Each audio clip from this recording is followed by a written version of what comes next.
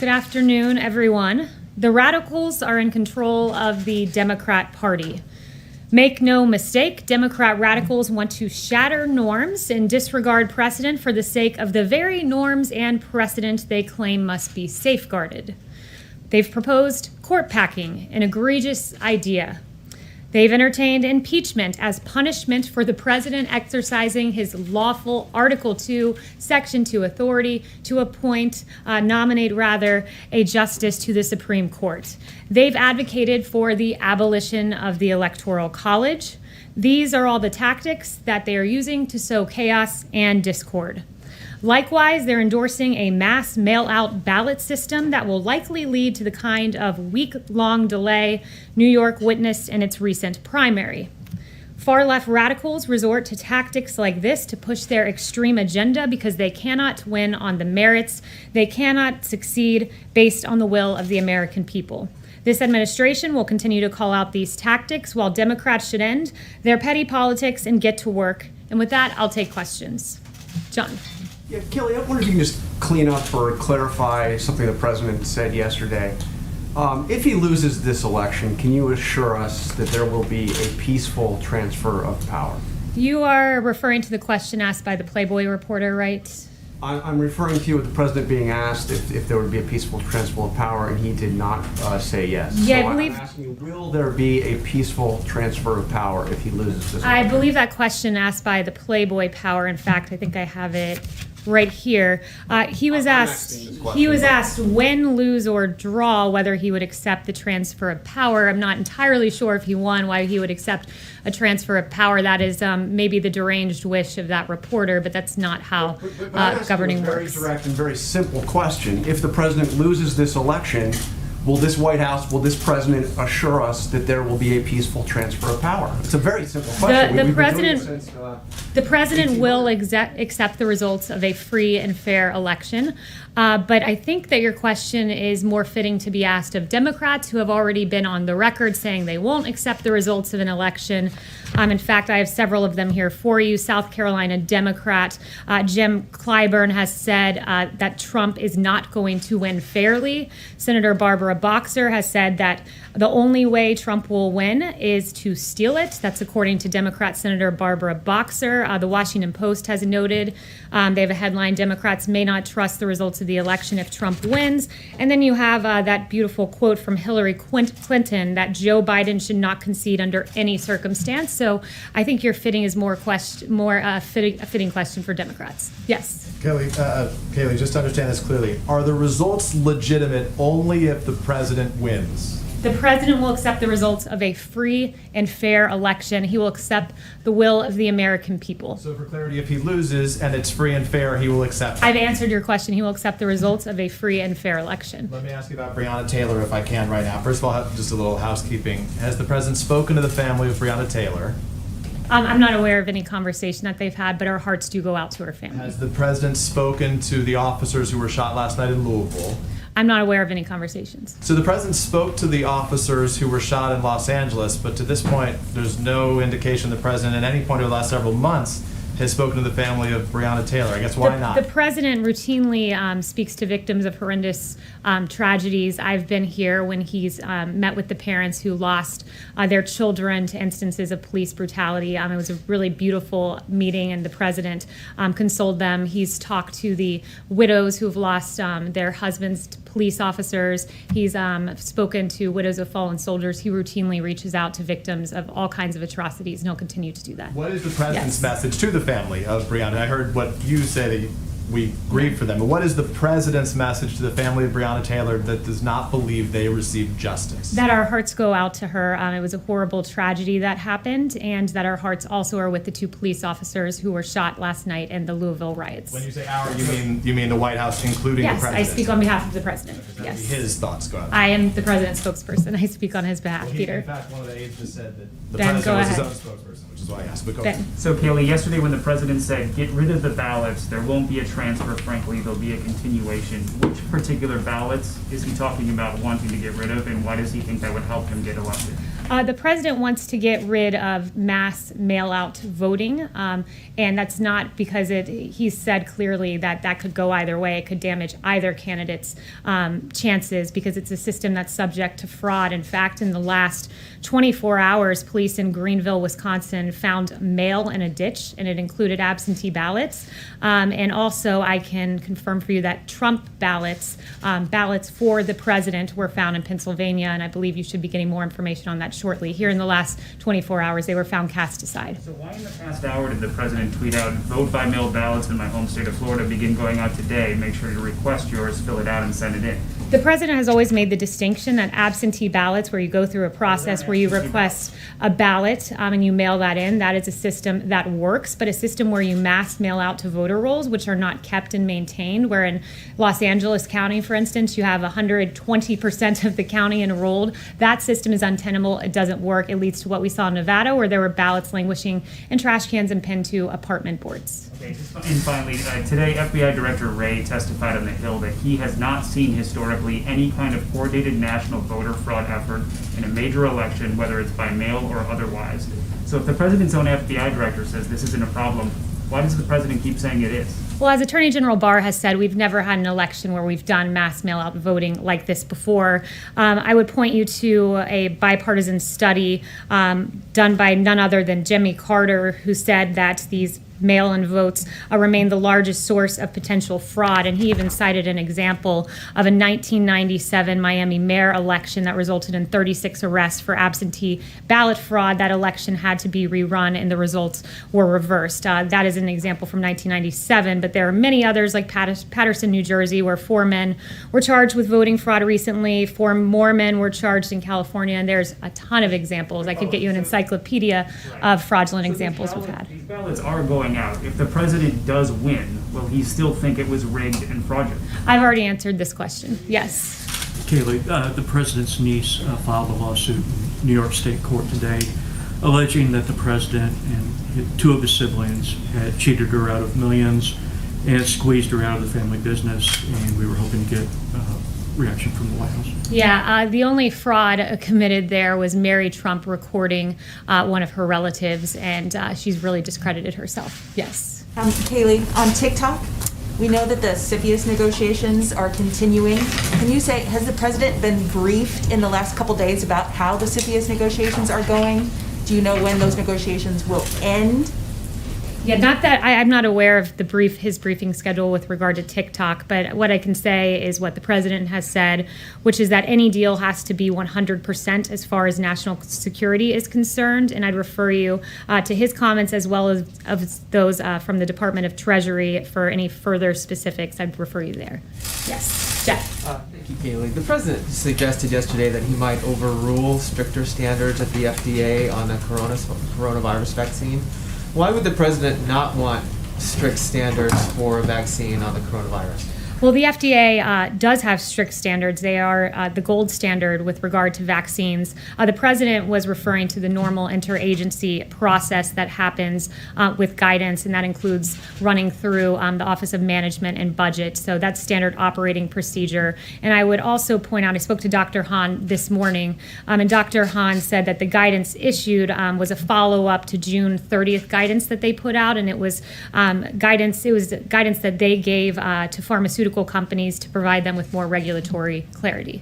Yes. The White House is describing this healthcare event today as a chance for the president to outline his vision. Is that something less than his plan? And just a second part of that, does the White House think that it can address the country's challenges with healthcare solely through executive action? So the president will be laying out his healthcare vision today. I don't want to get ahead of exactly what that will look like. There will be some tangible actions taken, as well as the president really laying out, something that I think has been overlooked, the real contrast between what Obamacare gave us between 2013 and 2017 and what the president has delivered. And I think we have a graphic to that effect. I'm not sure if they were able to put it together in time. But with Obamacare, it is a fact that from 2013 to 2017, premiums in this country went up. In fact, they went up by 105% on the individual market. And you contrast that with President Trump, what he's managed to do by rolling back a lot of Obamacare, and we've seen premiums on the individual market go down.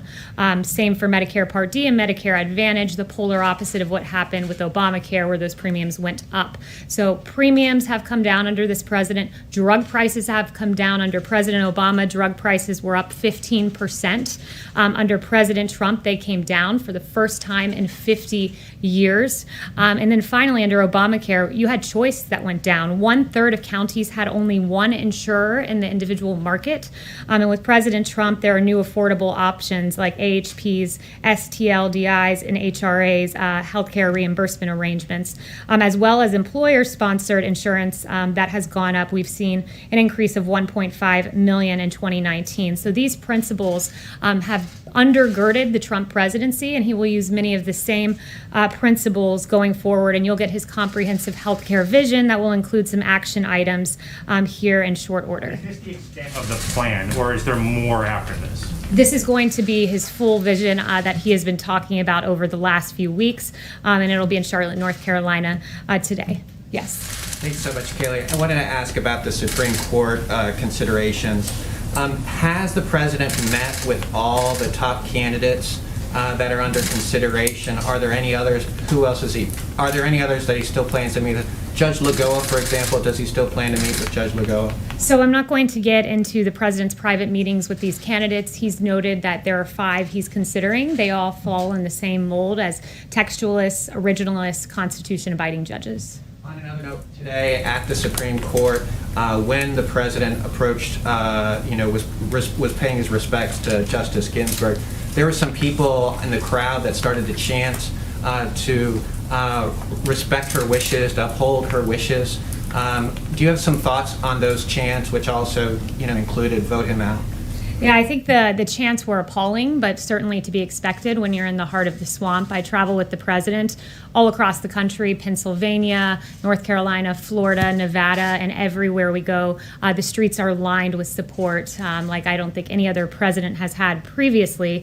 But with regard to precedent, as I've noted before, 29 times has an appointment been made in an election year, 29 times, and that was all 29 times when there was a vacancy at hand. So the precedent is very much on our side here. And I would also note the hypocrisy of Democrats. Joe Biden saying, I would go forward with the confirmation process as chairman even a few months before an election. Barack Obama saying, fill the Supreme Court vacancy when it was his tenure. And you had Kamala Harris saying as well that Senate GOP is holding SCOTUS hostage for political gain. Join me in calling them to consider President Obama's nominee. So they've really flipped here because the precedent is on our side and their hypocrisy is on full display. Yes. The former number 2 of the Joint Chiefs of Staff, Paul Selva, who served under President Trump, he and 500 other national security and military leaders, they endorsed Joe Biden today. Do you guys have a comment on that, given that it doesn't seem like Jim Mattis and Joe Dunford, who also served under the president, are rushing to support him this election? Yeah, I think the president's record speaks for itself. Our military men and women, our veterans, love this president for a very distinct reason. Under Obama-Biden, sequestration really gutted our military. You had the Navy at its smallest point ever, and the other military branches were absolutely gutted. Then you had President Trump, who came in and secured a record amount of funding for our military and our Department of Defense and built up our military. When it comes to veterans, the appalling way that our veterans were treated at the VA. Under Obama-Biden, there was an IG report that as many as 300,000 veterans, think about that, 300,000 veterans could have died waiting for care. This president came in, put in the VA Missions Act, secured real choice and options for our veterans, and that's the reason that the military and our veterans love this president. But why is Selva endorsing Joe Biden? I can't speak to one person's reasoning, but this president, when you look at what he's done, bringing our troops home and all he's done in aggregate, the rank and file in this military love this president. Yes. Thanks, Kayleigh. 2 quick follow-ups on what's been discussed earlier. Does the president still have confidence in the FDA commissioner based on his comments yesterday? There are no changes. Dr. Hahn is FDA commissioner, so yes. And then to follow up, you said that you thought the chants outside the Supreme Court this morning were appalling. is there any issue with people peaceably demonstrating and chanting at the president? No, of course, everyone has a First Amendment in this country, but I thought it was an appalling and disrespectful thing to do as the president honored Justice Ginsburg. Yes. What was the emergency call the president left yesterday's briefing to take?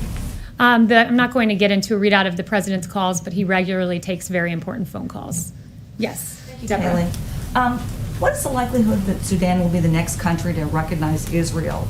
And are there any new developments that you're expecting after the Emirates and Bahrain recognized Israel? So the president has noted that there are several other countries that want to make agreements of this sort. I won't confirm exactly which country will be next, but rest assured the world has looked at what this president did. Historic agreements between the UAE and Israel and Bahrain, and you see deals like you haven't seen in a quarter of a century. It was 26 years between the second and the third deal, in just 29 days between the third and the fourth. This president's the only president to have overseen the normalization of relations between Israel and two Middle East countries. To have two on his watch is a really big deal, and no wonder 2 Nobel Peace Prize nominations as well. Yes, Lily. Yeah, thank you.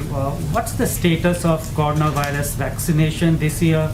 Do you expect this to be available before Christmas? We do expect to have a vaccine by the end of the year. That has always been the goal, and we are still on track for that. It's very important that what the president has done with regard to commercial level manufacturing. As Dr. Salawi told me, the fact that you have scaled up to manufacture these vaccines in advance is something that this president has done, because he's a businessman and thinks through exactly how to get a safe and effective vaccine delivered at record speed, and part of that has entailed manufacturing in advance. And to do this, it normally takes years to scale up to commercial level production, but this president has done it in just a few short months. And if we have this vaccine by the end of the year, it will be the fastest pace for a vaccine for a novel pathogen in history. Yes. Thank you, Kayleigh. I wanted to go back to mail-in voting for just a bit. Right now, 5 states conduct elections entirely by mail-in prior to the pandemic with no cases or no major cases of fraud. Does that success not give the president's confidence in mail-in voting? So those states have had time and a history of having a workable system, and one that has been done for many years, for many election cycles, to move the entire country to mass mail-in voting all at once and have an entirely new system, and do that in just a few short months is an untenable and an unworkable proposition, and one that has shown to not work well at all, especially when you look at the disenfranchisement, which I think is really troubling when it comes to mass mail-in voting. In 2016, you had 1% of ballots thrown out, absentee ballots, that amounted to 319,000 votes thrown out. And if you have the entirety of the country voting by mail, you can imagine that number would be many folds higher than that. And you look just in the primary, where you've seen states try to move to this mass mail-in system. There were 100,000 ballots rejected in California, in New York City. 1 in 5 mail-in ballots were rejected. And as a former DOJ voting rights official said, it's nuts. That is just way too high when 1 in 5 voters, because of mass mail-in voting, have their ballots thrown out. You said it's the whole Yes. country. Obviously, it's only Chanel. states, though, right? Thank you, Kayleigh. Yesterday, the Senate released an 87-page report on Hunter Biden and Joe Biden's dealings across the border with Ukraine and with Russia. Specifically, it showed Hunter Biden supporting Russian prostitution, human trafficking, and receiving $3.5 million from Moscow. Question to you is, does the White House have any intention of helping the DOJ should an investigation be opened up on the Bidens? And number 2, do you have a response to Rudy Giuliani yesterday telling us that this should immediately disqualify Joe Biden from his candidacy? Yeah, that was a very troubling report. I'll leave it to the DOJ as to how they move forward. But I mean, I think this New York Post cover says it all. I heard so much about Russia collusion, but it appears the only collusion going on was between Hunter Biden, as he accepted $3.5 million from the wife of the Moscow mayor. Very troubling indeed. And in addition to that, Ukraine money as well. And it's good that the Senate looked into that. But finally, I would like to note the situation in Louisville, Kentucky last night. There were reports of vandalism. There were nearly 100 arrests, and the Trump administration urges calm and reminds those who wish to have their voices heard to do so peacefully. You have a right to peaceful protest as outlined in the First Amendment. And the Attorney General Daniel Cameron said, if we simply act on emotion or outrage, there is no justice.